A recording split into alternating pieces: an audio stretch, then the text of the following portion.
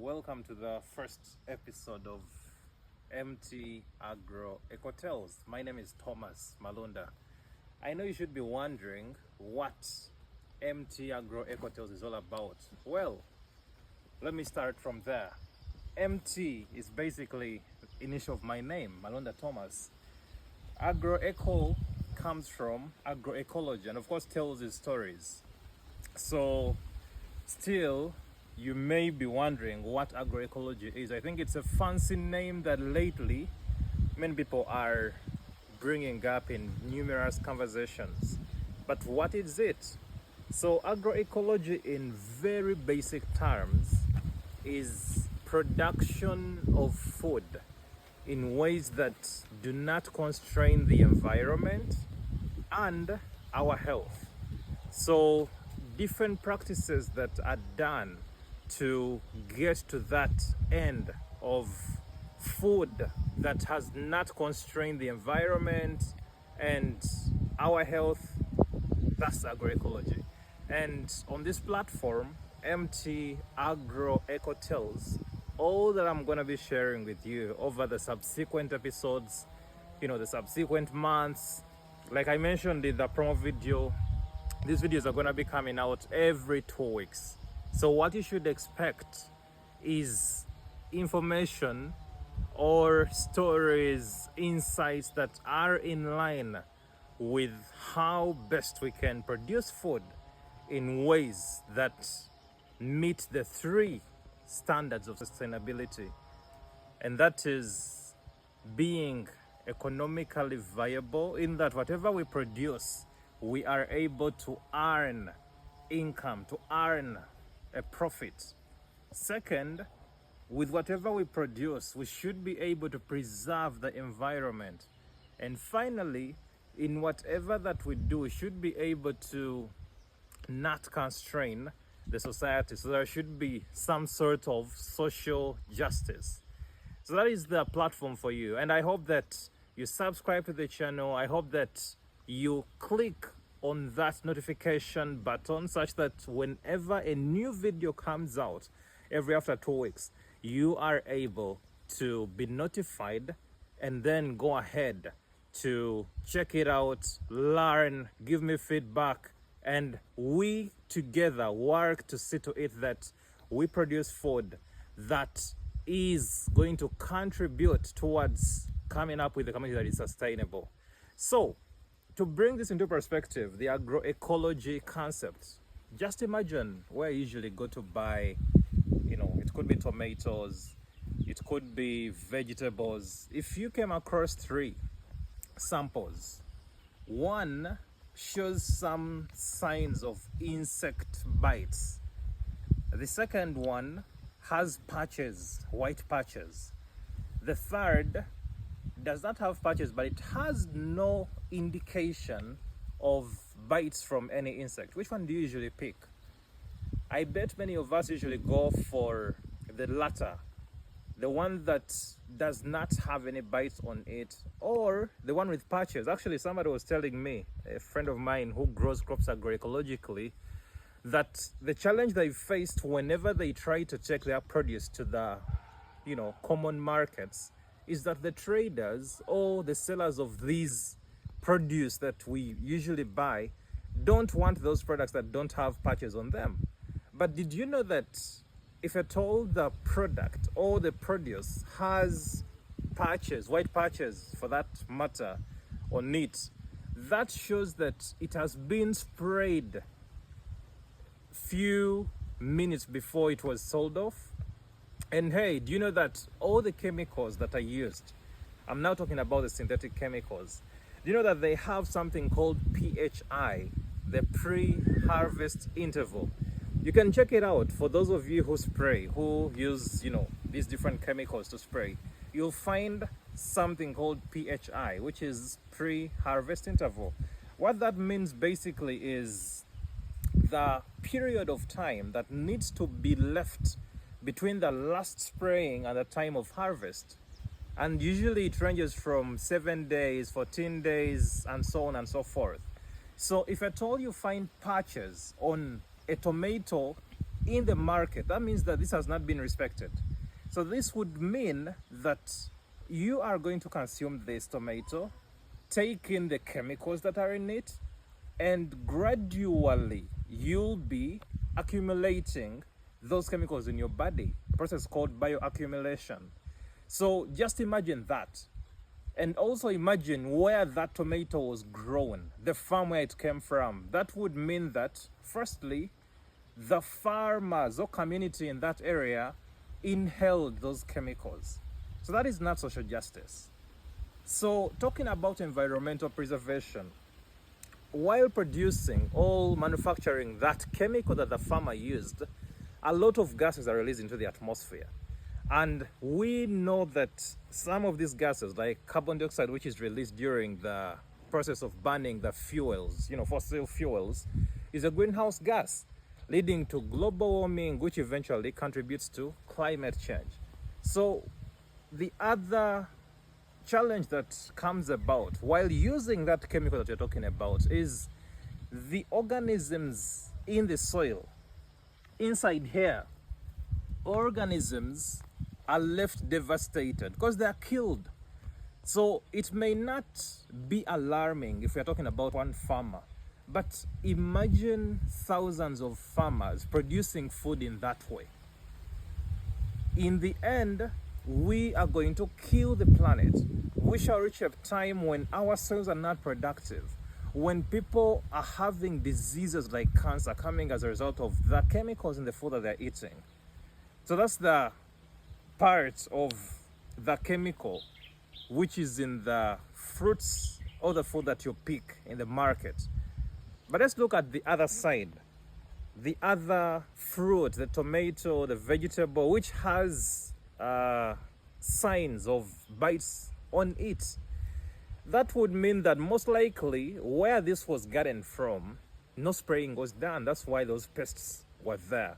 Because under agroecology, like we shall learn in the subsequent episodes, we do not aim towards completely eradicating the pests. We rather aim at preventing them from reaching what we call the economic threshold level.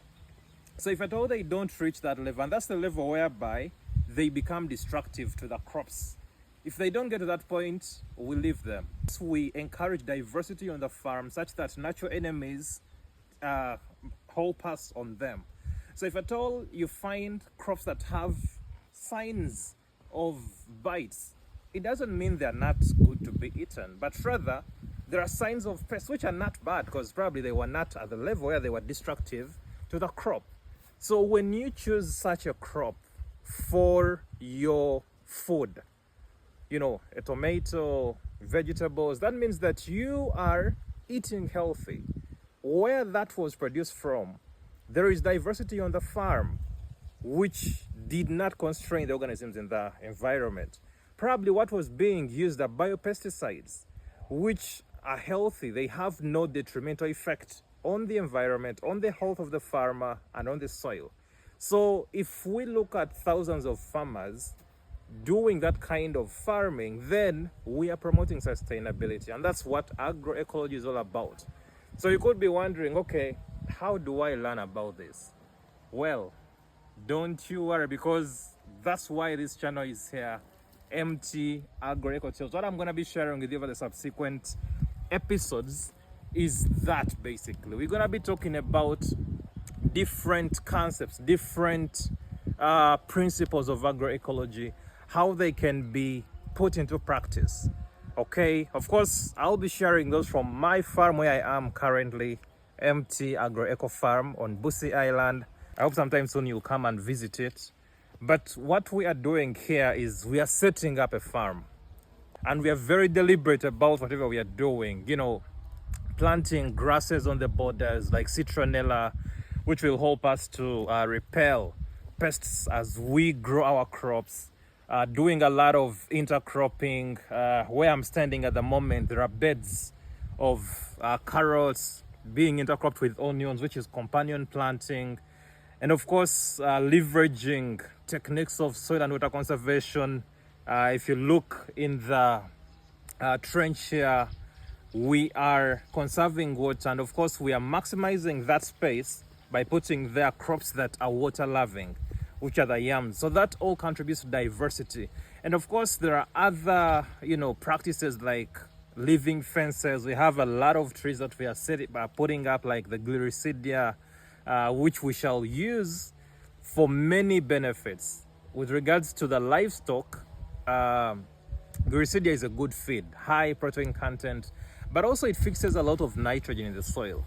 So the biomass that is added in the soil because of it being in that particular place, that's an advantage. So on this platform, you'll be learning about all that.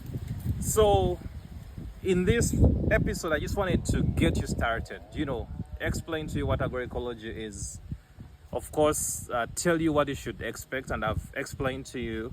So one thing that I would like to conclude with for today is, as we get started, what are those things that you need to have at the back of your mind if you wanna, join this venture, this interesting practice of agroecology?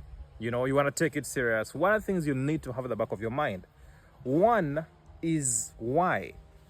Why are you going into agroecology? So you need to have a strong reason as to why you're coming into this. Why? Because the initial phase of implementing or rolling out agroecology is quite tedious. It can also seem expensive. Like I've mentioned, at the farm here, we are in the process of setting up. So it can seem to be expensive. So for example, we need manure to be applied in different spots, where we have our coffee. We are soon bringing bananas because we want to have an intercrop of coffee and bananas. So we are using manure, but we don't have animals on the farm at the moment. So that means that there is a cost that we are incurring on manure that is coming on the farm.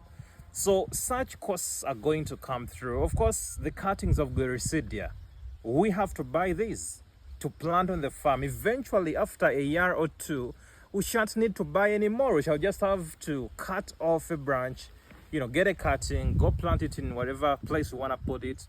But for now, we need to purchase in order to plant grasses like vetiver grass, which eventually we're going to use for mulching, or citronella, which we are going to use as a repellent.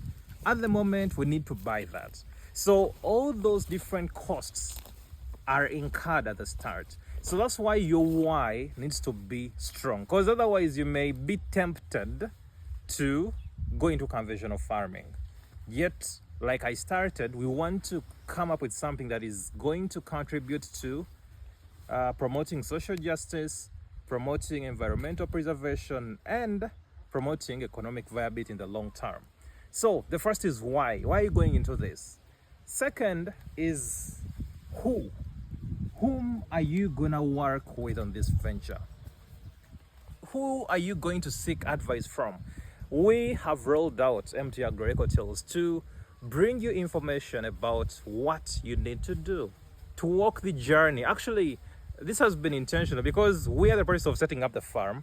So you're going to see these things process by process, step by step. And of course, I'll also be recording some sessions from farms of other agroecologists who are probably already there, for you to see where we are coming from and how the bigger picture looks like. But of course, eventually this farm will be at that particular level where we expect it to be. But whom are you gonna work with? Who is the person who's gonna be there to run your activities? Many of you farm on phone.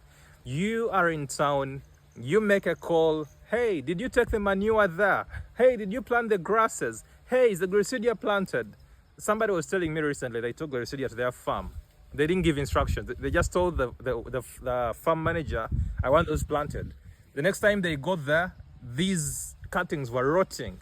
But the reason that happened is the person, the owner, wasn't there when this was being done. Or the person they have on the farm doesn't know what to do. So who is very important as you're taking on this journey. Next is what. What are you going to do? Okay, so on our farm here, we are very intentional about what we want to do. we are creating an agro-tourism farm. The layout is already coming out. We have a section for vegetables. Of course, we shall be rotating the crops with different, for example, if we have carrots here this time, next time we shall have another crop, vegetable, which is not in the group of carrots. And of course, do lots of companion planting. We have a section for a forest where we're going to have our, fruit trees, have pesticidal plants, have medicinal plants. Is set up there. It's already coming up. We have a section for our perennial crops, bananas, coffee, with some cover crops on the ground. We have a section for livestock. We have a section for food crops. So we know what we want to do. Our overall goal is an agro-tourism commercial farm. We want to have this farm, earn money from it, but also people should come and learn from it. That's our what. What is your what? Like, what exactly are you gonna do? So from that, where? So many of you watching give up on farming, give up on this venture, an interesting venture, and of course give up on agroecology, because where your farms are located, like, it's inaccessible. You do not have means of reaching there occasionally, yet you gotta be on ground. I've given you that example of a friend whose greenseed didn't grow because he wasn't there. So where is your farm? One, where is the market for whatever you're going to grow? Because economic viability is key. Like I said, that's a component or a pillar of sustainability. So where do you plan on taking your produce for sale? That is important. Next is how. How are you going to do the different practices? I've explained to you what we are doing here, how we are doing it, and of course I hope to show you more such that you learn. But how are you planning on doing these different things? So that leads you into educating yourself. You need to educate yourself to know how you are going to put into practice these agroecological principles, because it is very important not to lose money. Do not lose money in doing this. The only way you're going to avoid losing money is through learning from people who are practicing what you want to practice. Platforms like MT Agroecotels are here to help you, but also there are lots of people you can learn from. But at least I hope that as you follow us here, you'll be learning on how to do various things which are key in agroecology. So basically, that's what I wanted to share with you in this first episode. It's just getting started. What is agroecology? What do we stand for? And what should you expect on this platform? And the things that you need to equip yourself with as you start on this journey. Why? Who? What? Where? And how? I hope that you've found this interesting. In case you haven't, I advise you and encourage you to subscribe, hit on the notification button such that the next time we release a video, which is going to be in 2 weeks, you get notified. And of course, starting this from the subsequent episode, we shall be starting to dig deep into the different practices. Today, I just wanted to give an intro, tell you what you should expect. So I look forward to speaking to you again in 2 weeks' time to start on the different practices that you gotta do on your farm to ensure that what you produce does not constrain your health, that of the environment, as well as the society at large. Until next time, God bless.